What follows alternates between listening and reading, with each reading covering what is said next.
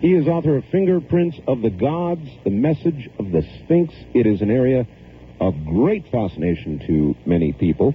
Let me give you the call-in numbers, because tonight it's your turn. Graham Hancock. Hi, Graham.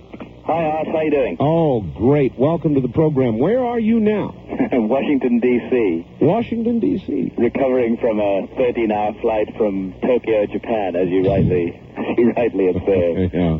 And I must say, these long flights really are. It does make you begin to realize that we really do live on a planet, and that it revolves as you fly into and out of darkness. That's right. You see the curvature of the Earth beneath you, and how small and how precious it all is, and how we are affected incredibly by the rhythms of life on this planet. How are your rhythms? Are you? Well, I'm not quite sure when I am or where I am, but I feel pretty good. Well, your U.S. book tour was a smashing success, was it not? It went very, very well, and in fact I was in Japan for the same reason, because Fingerprints of the Gods was published in Japan 3 months ago, and it has it's just been an extraordinary success there. In fact, when I arrived, they announced that they'd sold 750,000 copies, 750,000 copies in 3 months. So oh my gosh!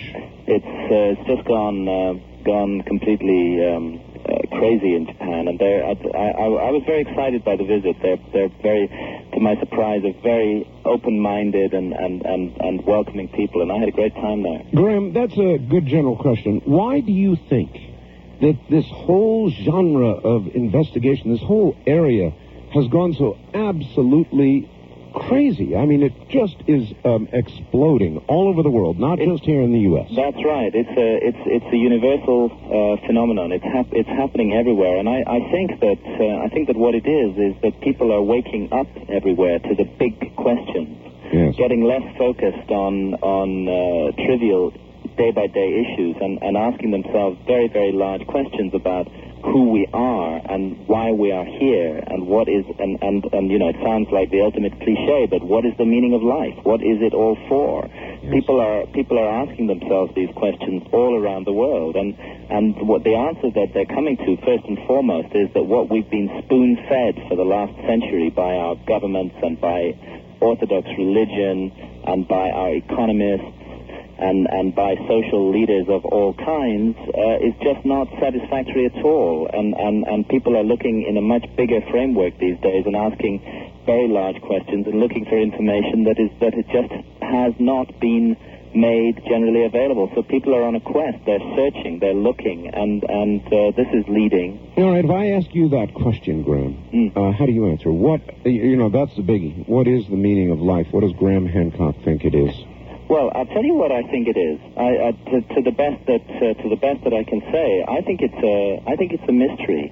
I think life is a spiritual mystery. I didn't think this 10 or 15 years ago. I really did think that we were just a kind of chemical accident, a fairly unfortunate chemical accident at that.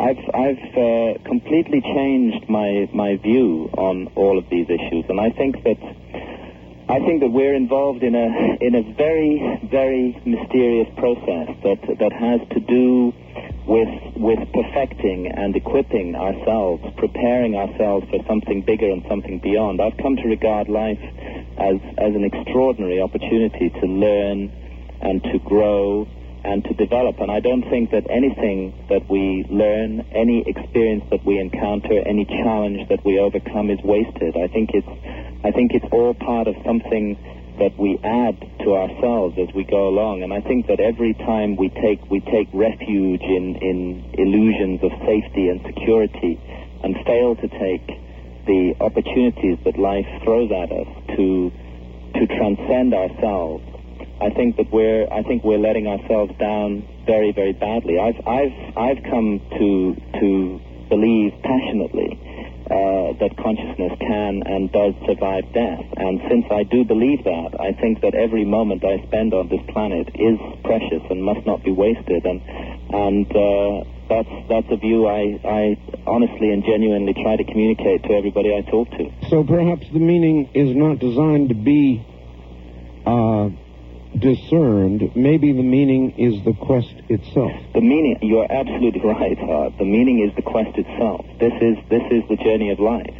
It's to discover as best we can who and what we are. And because I have been immersed in ancient texts and ancient wisdom for so long now, I no longer ridicule such notions as reincarnation. I think probably we do come back in all kinds of different experiences and lifetimes, because one lifetime is not enough.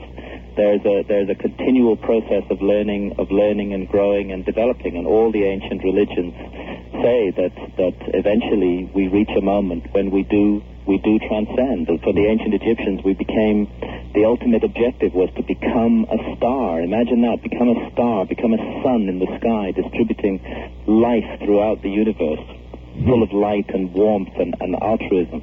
All right, Graham, can I ask you just a straight-out question? I had somebody, after your last appearance, they called me up and they said, it's ridiculous.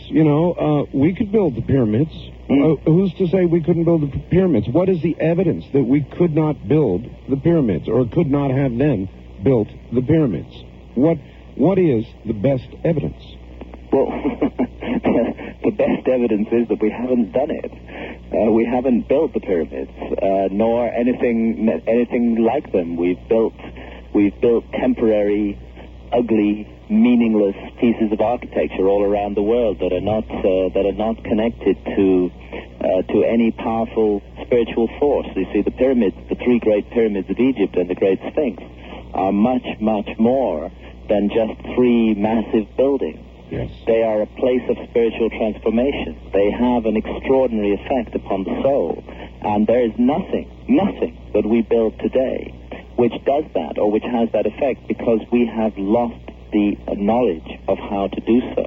Perhaps if we were to expend an enormous quantity of skill and effort and ingenuity, perhaps we could create something like the Great Pyramid. Although I can tell you there have been two attempts in modern times, one by an American team and one by a Japanese team, to build a pitiful little 30-foot-high pyramid. And what happened? And they both failed. They failed. The Great Pyramid is more than 450 feet tall and weighs 6 million tons.